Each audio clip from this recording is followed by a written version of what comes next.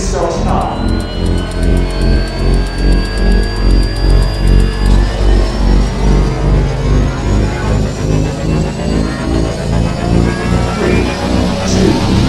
1.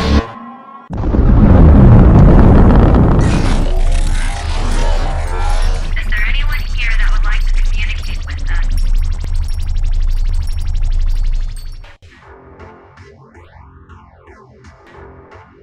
Putting a dip in your hip, a glide in your stride.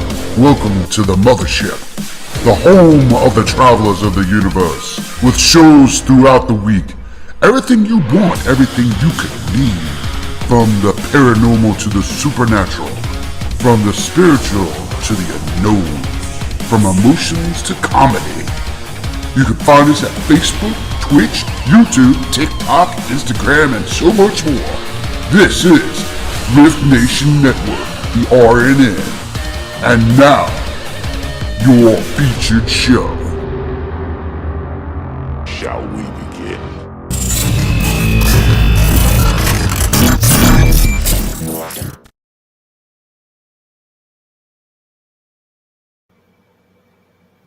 Good evening, everybody. I hope everybody's having a great Monday before a holiday eve.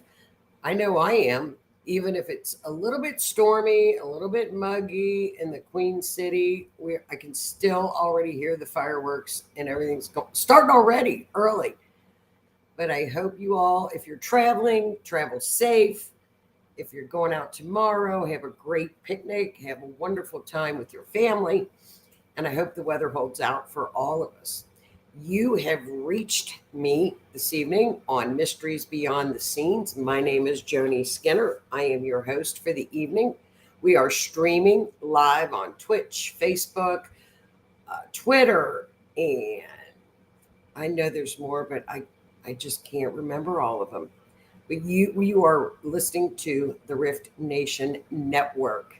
And this is Mysteries Beyond the Scenes, where we delve into all kinds of mysteries, whether it be missing persons, true crime, homicides, or just like this evening, a true mystery. I picked the topic this evening because it's a holiday, and I thought, oh, people are going to be traveling. They're going to be out watching fireworks. So I hope you watch us on YouTube later. Hi, Peggy.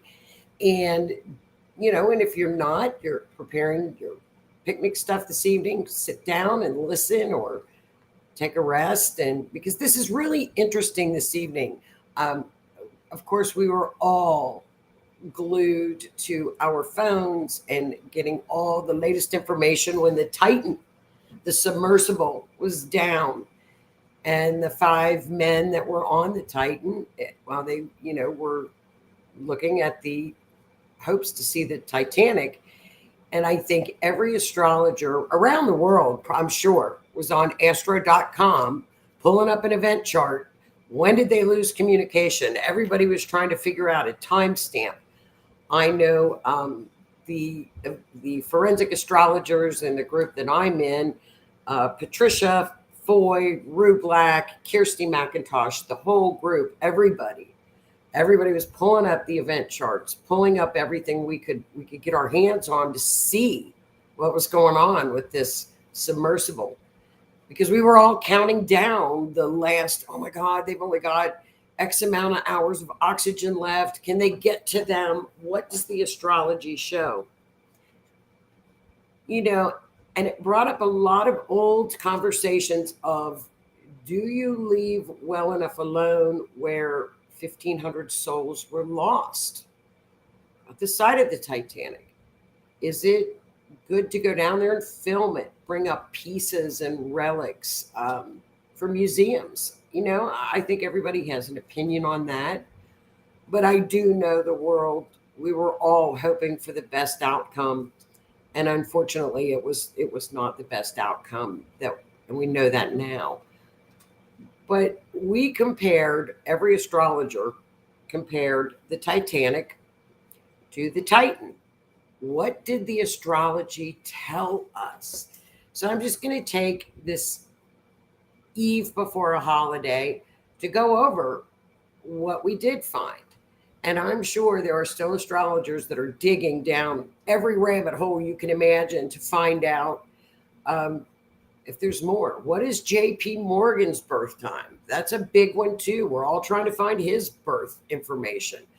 Um, there's a lot of conspiracy theories surrounding the Titanic. You know, did it sink because of banking industry? Who knows? JP Morgan at the very last minute, who was the owner of White Star, that's who owned the Titanic. Um, he canceled on her maiden voyage. She was the unsinkable Titanic. He canceled at the last minute. Of course, there's rumors and speculation that his astrologer told him not to go. It's not a secret that J.P. Morgan had an astrologist. He did. It's documented. So what did she see? I'm gonna show you what she saw to tell JP. Oh, I don't think this is a good idea. So when you see the comparison of the Titanic versus the Titan, it's really pretty amazing that they were dual ships. They were dual sisters. Even the sign that they were in, Gemini, is duality. So I'm going to pull up the slides, and what I'm going to do is I'm not going to make this technical because it does have a tendency to get technical because you do put the two charts together, you compare them, you look at everything that was going on that night. But I will tell you what I think for the Titan. That was the biggest, I hate to say doomsday, but I think it was, is there is a star, a fixed star called Algol. Now, Algol is up in the Taurus constellation. It is called the demon star. Every astrologer knows Algol, and I use Algol all the time when I pull up event charts on homicides and missing persons, because it means death, beheading, demon star, alcoholism. Nothing really when there's an aspect with Algol, especially in a crime chart. It's the outcome is never really positive. Algol, it's the head of Medusa. So that should tell you something right there. But Algol played very, very heavy in the Titans event charts. It also played very, very heavy with the occupants on the submersible. Stockton Rush had actually some exact direct hits with Algol. So Patricia Foy, who is a fantastic, an amazing forensic astrologer, went through and produced charts that she could with the three that she had the birth information on. And what was very amazing about the 5 men on the Titan voyage is 3 of the men and the other 2, I know she's digging for birth information. They were all Aquarian moons. What does that tell us? Pioneers. They loved adventure. They loved to see the future. It's not surprising. So those are the things that she found. And she graciously said I could use her work, which I did borrow her notes. She's a phenomenal astrologer. And I'll give you that information as well. So let's get started. And then immediately following this show, oh, it's also a full moon. Happy full moon in Capricorn. I will be on the Otter's Den to talk about the mundane astrology that's ahead in July. It is very, very active. So join Keith and I at 8 o'clock right here on the R.I.F.T Nation Network.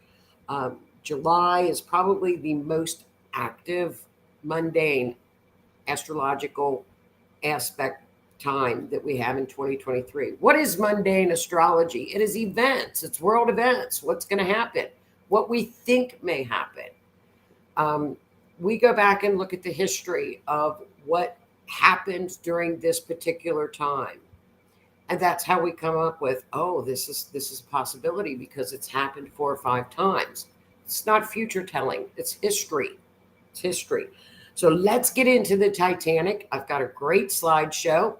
Again, share, watch this again on YouTube or watch it over if it's raining tomorrow and you get bored, check out the Titanic information. So here we go. Hi, Peggy. So here are our slideshows on the mundane events with the Titan and the Titanic. World events. Now I'm going to give you a little tiny astrology lesson, just a short one.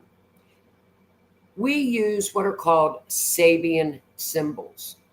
Sabian, okay, say the ancients divided the sky like any circle into 360 degrees. Okay, they assigned 12 constellations. That is what we know as the zodiac. Sabian symbols are 360 stories, and the energy that follows that particular degree. So every astrology sign has a degree. You'll see on your natal chart or any chart, you could be a Virgo 28 degrees. Well, the Sabian symbol for that is 28. So I went through, so that's just a little bit deeper into astrology that we go. So what happened is the ancients, if we've all heard of the Magi, the wise men that found Jesus. Those were the Sabians from the Middle East. And that's who came up with the Sabian symbols. They are stories, they are parables, they're energy. But wait until you see what the Sabian symbols, some of them came out that with the Titanic and Titan. It's really remarkable. So we're going to start with the Titanic, then with the Titan, and then I'm going to go through the comparisons of the two.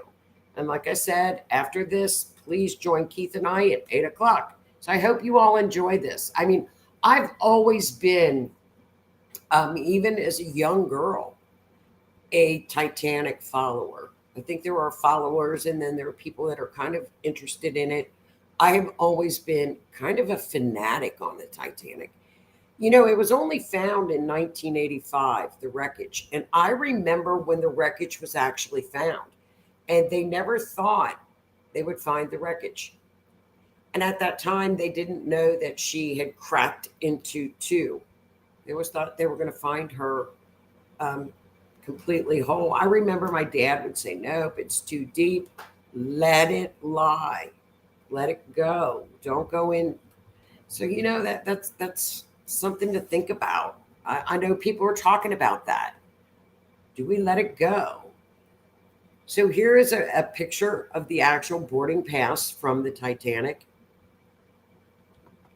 Now, the Titanic story, she was one of 3 ships in the White Star Fleet. She was the pride and joy, again, owned by J.P. Morgan. The ships were constructed in Belfast. So the Titanic's maiden voyage was going to be from England to America. And now what had happened, now luckily, that she ran on coal, the Titanic, in the steam room. Luckily, there was a strike, a coal strike. So there was not enough coal for her to have be at full capacity. So luckily, 1,500 people perished, but at that time, there were 2,453 passengers, 885 crew members, for a total of 3,547 people on the Titanic. She could have had a lot more on that maiden voyage. And the wealthiest person on that particular voyage was John Jacob Astor. Conspiracy theory is that he would have been one of the dissenting votes for a Federal Reserve in America. He was not for a Federal Reserve. And J.P. Morgan was. He wanted to have a centralized bank. That's, that of course, that's never been proven. We don't know if that's the case. But she began her voyage on April the 10th, 1912, from Southampton, England. Now, the first 3 days on her maiden voyage were uneventful. And this is what would be depicted as a first class cabin on the Titanic. There were 324 passengers in the first class compartments, 284 in the second class, and 709 in the third class. So, as you can see, the majority of the people were in the third class. And what happened with the Titanic, we all know that she struck an iceberg.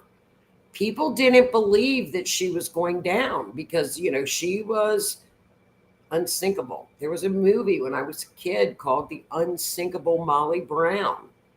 And that was the name of the movie. It depicted the wreck of the Titanic. And so they didn't fill up all the lifeboats. Majority of the lifeboats went down with not even full of capacity. So there were a lot of errors made on her maiden voyage when you look back on it. However, something that's very interesting, Mercury went into retrograde right at the time the Titanic's maiden voyage launched.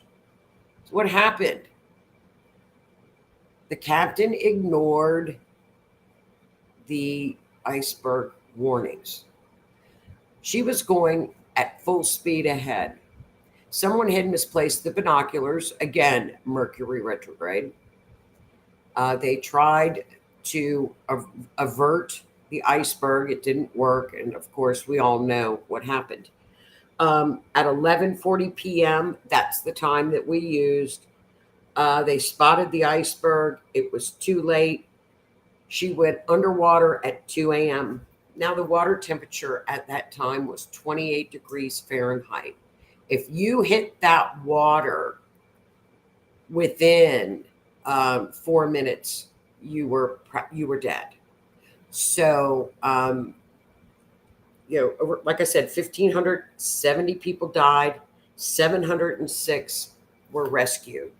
And this is what a first class cabin would have looked like on the Titanic. I thought these pictures were amazing.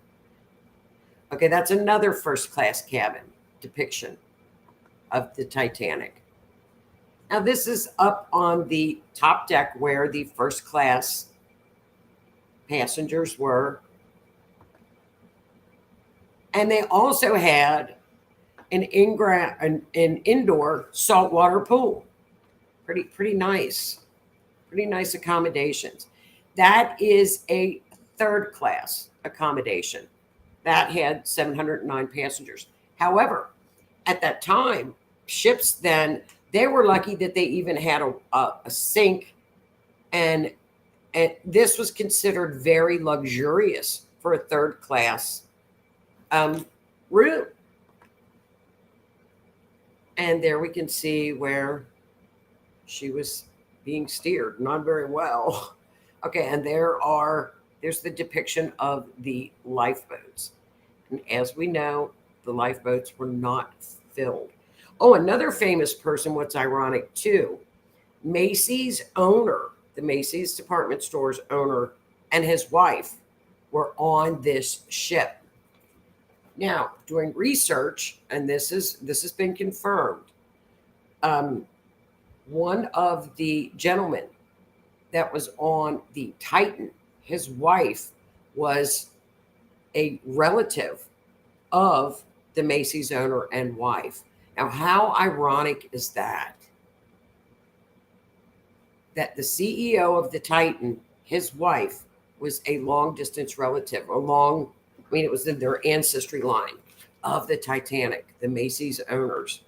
I thought that was just amazing. So we know that she went down in 2 hours. We know that a ship came to rescue.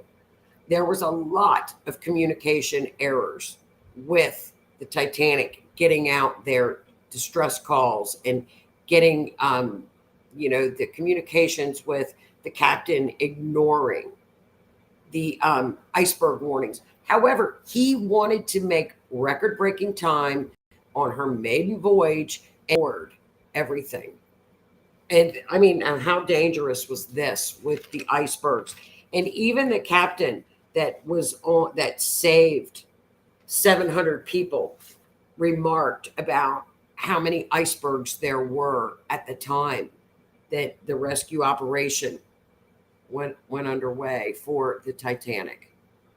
So I think that's very interesting. Now we're going to look at the Titanic's. I'm going to give you the information regarding the Titanic's chart. I'm not going to go into a lot of technicalities, just some of the highlighted information. A rising sign, what was rising? And I did this chart when she actually hit the iceberg. She was at 8 degrees of Aquarius. Interesting that the majority of the men that were on the Titan, Aquarian moons.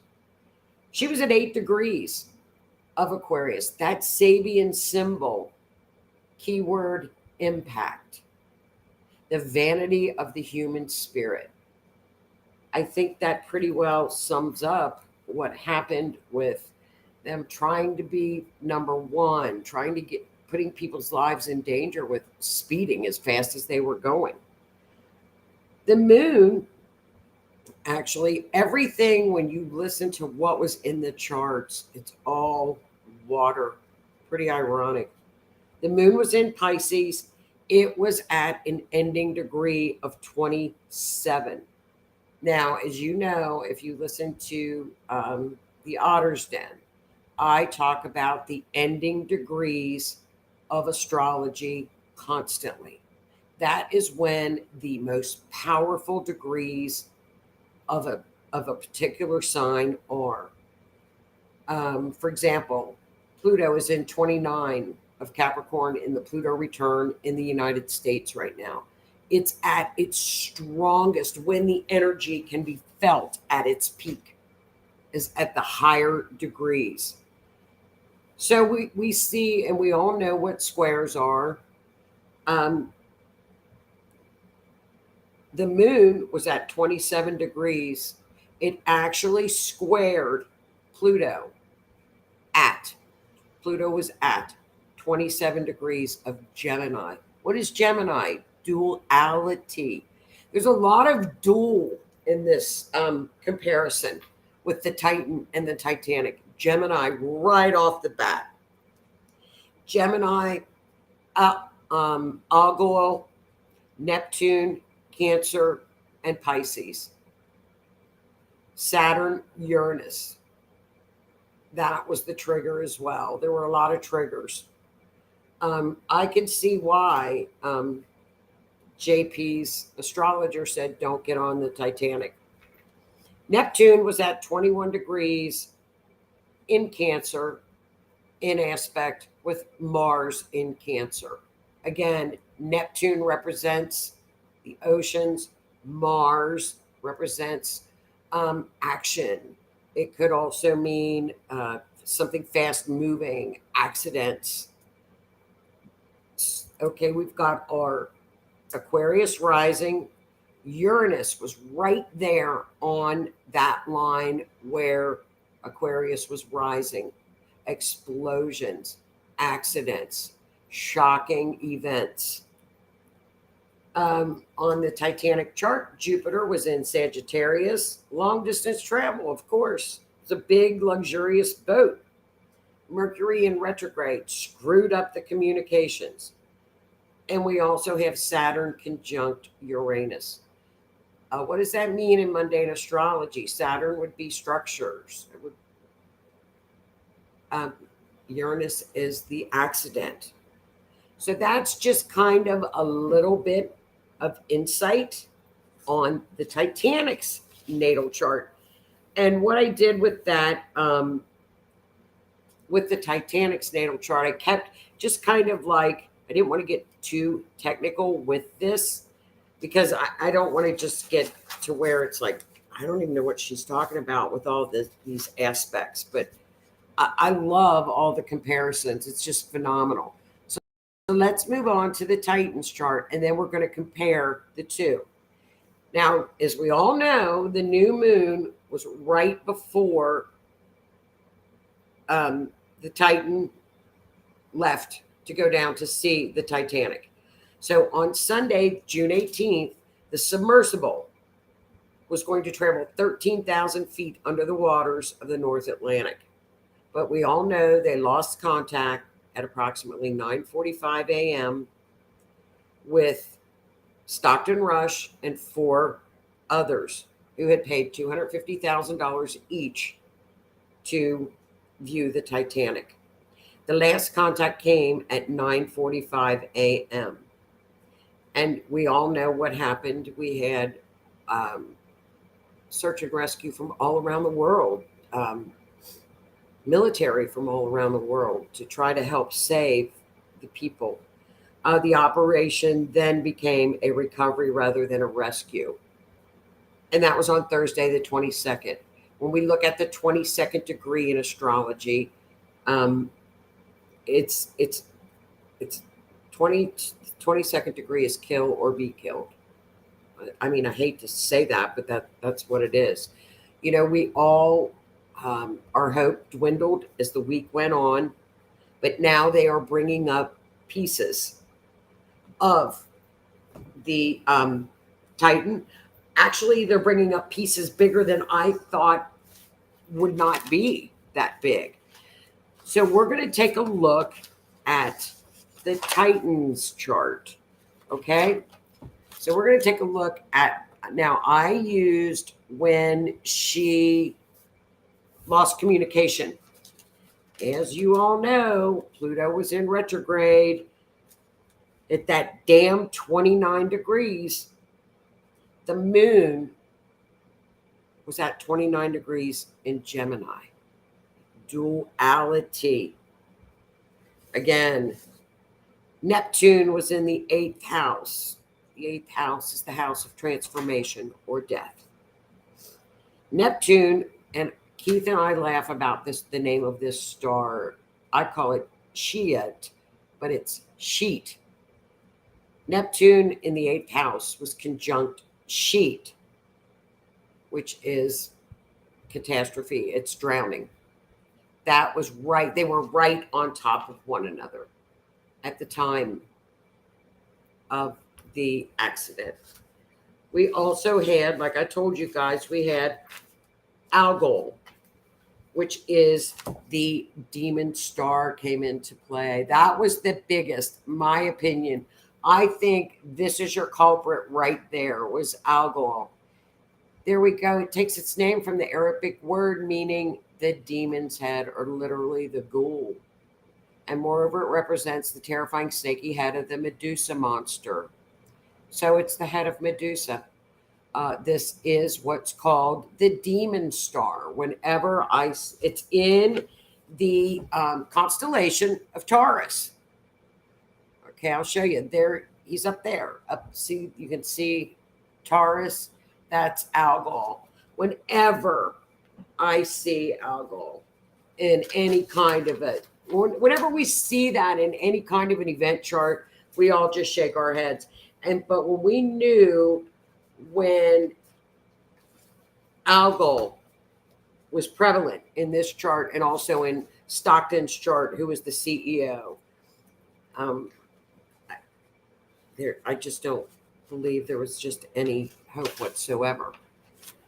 So we're going to take a brief look at my friend Patricia's phenomenal work on the passengers of the Titan.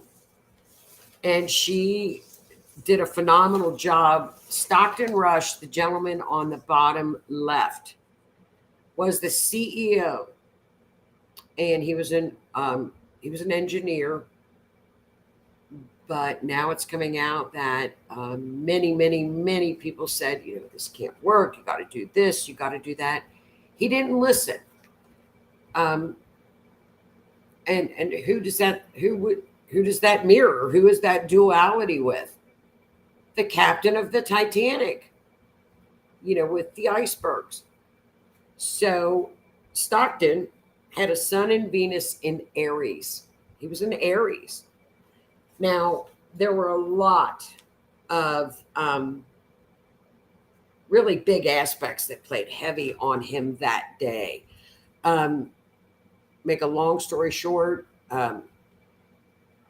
Jupiter was opposing Venus, which gave his appearance of being arrogant. And it wasn't arrogance, it was just for the love of what he was doing, and he thought he was doing right. So he had that Aries where he just didn't listen at all. So, what happened with all of the folks on this voyage? As Patricia put it, Pluto was in Capricorn at 29 degrees. On any event chart, the end of the matter is the fourth house. It was, we had aspects that were at the end of the matter, all in bad aspect with Uranus that says accident. Uranus, like we said, was in the eighth house of death on all of the passengers.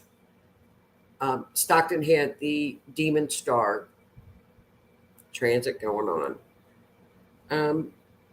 His sun was at 10 degrees in Aries. He was squaring the moon in Cancer again in the ninth house.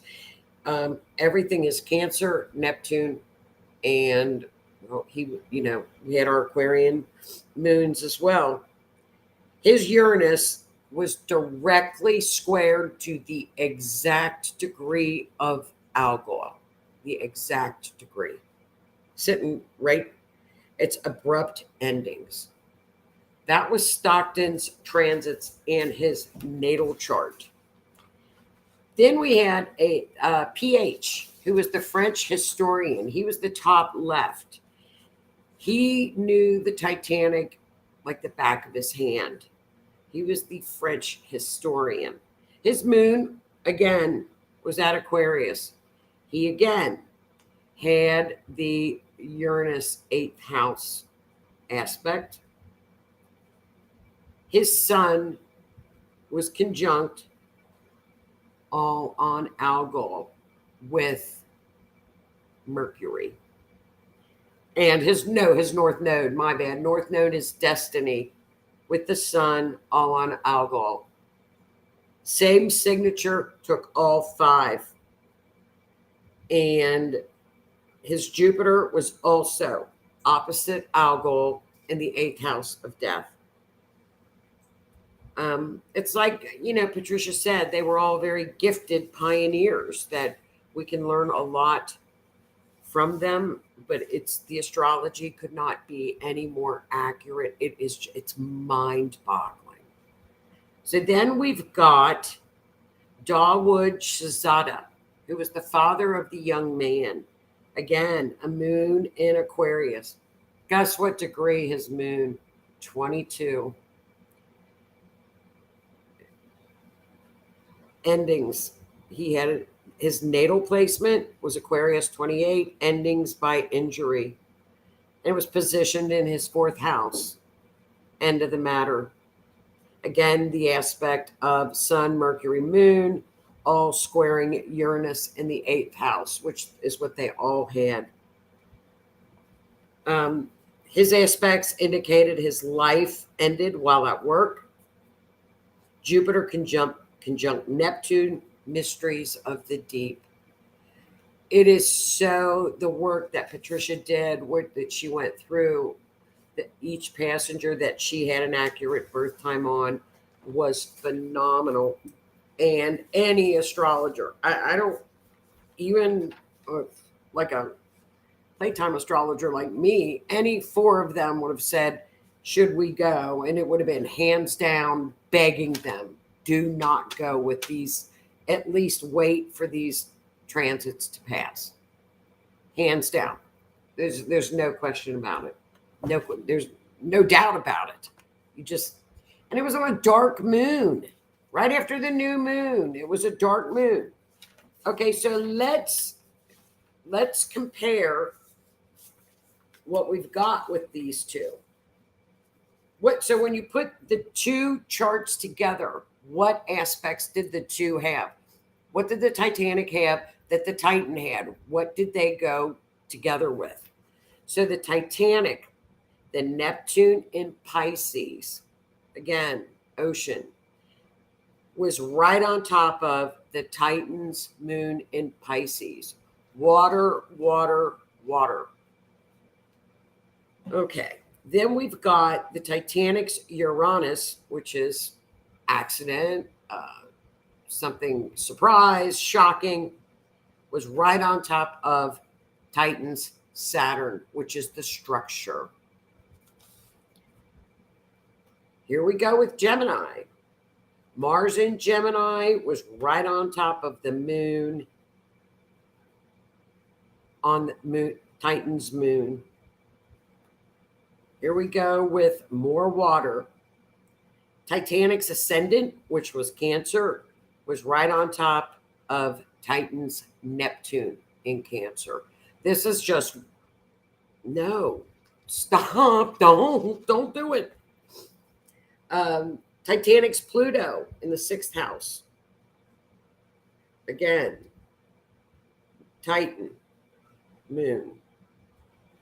Then we have, I think, another trigger, which was Uranus on Pluto, which is Pluto is transformation.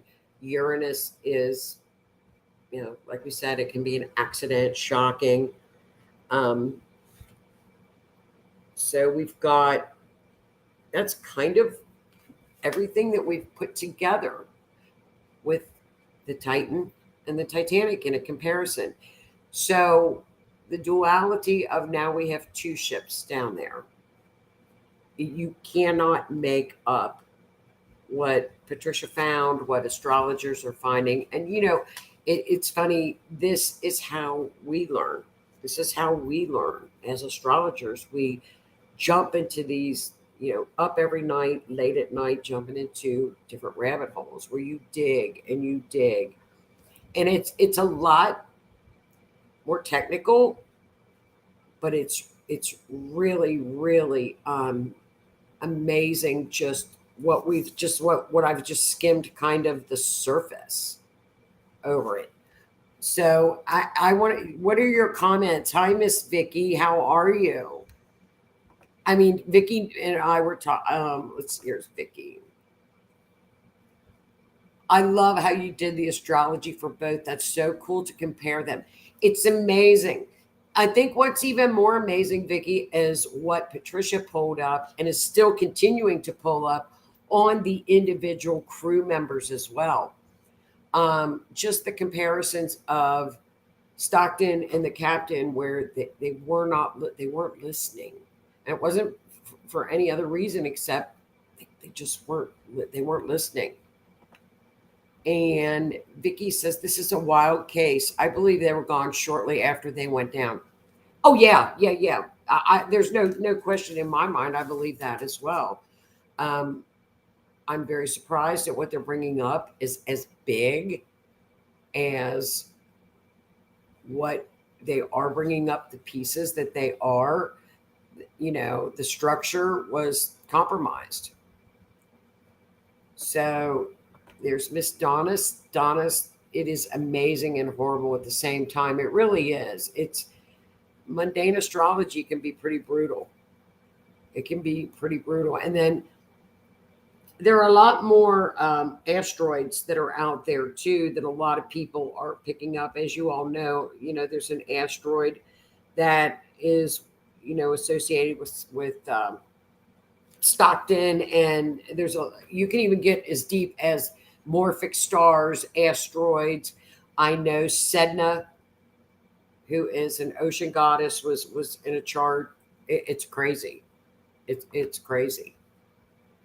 So, I mean, thank you for your comments, you guys, for on a night before a holiday. Thank you so much for joining.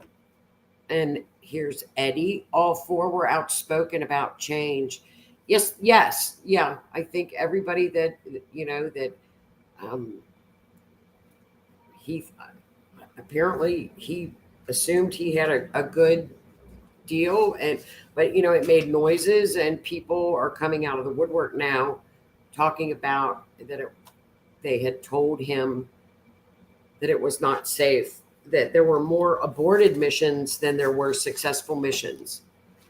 And so I think we're going to find that, and right now we've got, to make a long story, I won't make it too complicated, but Saturn just went into Pisces. Pisces rules the ocean. Pisces doesn't have any boundaries. However, Saturn does. You're going to find out with Saturn moving into Pisces that strict rules are going to clamp down very, very hard on this with the oceans because it's in Pisces and it's Saturn. So they're going to wait until we see this investigation. This investigation is going to reveal what we cannot imagine that anybody would have gone down in that. And they're going, something very good is going to come out of this, I believe. But you know, with 1,500 souls lost, do we leave it rest as a sacred place and treat it? And, you know, they did treat it as such on the Titan. They were very respectful to it. And, it, you know, so I can't say that whatsoever. But you guys, thank you so much for joining me. I hope you all enjoyed that. Hi, Peggy. Oh, and then Keith, who I'm on with in 15 minutes, said lack of communication, mechanical issues, Mercury and retrograde. So when you put Mercury in retrograde, just went into retro, you're going to have mechanical issues. You're going to have lack of communication. So I hope that answers some questions. I think it's really interesting of what astrologers are coming up with already, and we're just starting now just to dig. And like I said, this is how we learn. This is how we figure out, wow, so this is what happened when the Titanic went down, and this transit was going on here and here, and then you make note of it so that when you see it again, you can come back and go, oh no, that was going on when the Titanic went down or when the Titan went down. So I hope you guys enjoyed it. And remember to join us on R.I.F.T Nation Network on Sunday, starting Sunday evenings, the Orion Effect with Howie and Miss Rhonda. And then Mysteries Beyond the Scenes every Monday night with me at 7 p.m. And the Otter's Den at 8 p.m. Tonight, Keith and I will be discussing July. July is power-packed. The Mundane Astrology is power-packed coming into the end of July. It's fasten your seatbelt time. So we will be back with that. And then on Tuesday night, we have Miss Susan with Raven's Flock, where it talks about energy, does energy work. She gives readings. She's a phenomenal psychic, phenomenal reader, just a great show. And then we have on Saturday at 11, the Love Shack, where Howie, Susan, and I, it's all about relationships. We bring in her readings, Howie and his quantum scientific wisdom when it comes to relationships, and astrology. So bring in your astrology questions to us on Saturday. We would love to see you. That's on Saturdays at 11. And the Paranormal Outlaws, the first Saturday of every month. And that's with Keith, Howie, and Renee. So everybody, thank you so much for listening and watching. I hope you enjoyed it. Join me next week for a missing persons case. And I will see you guys in about 15 minutes. Join me with the Otter's Den. Thanks so much. Happy 4th of July and enjoy your holiday. Have a good night. Thank you.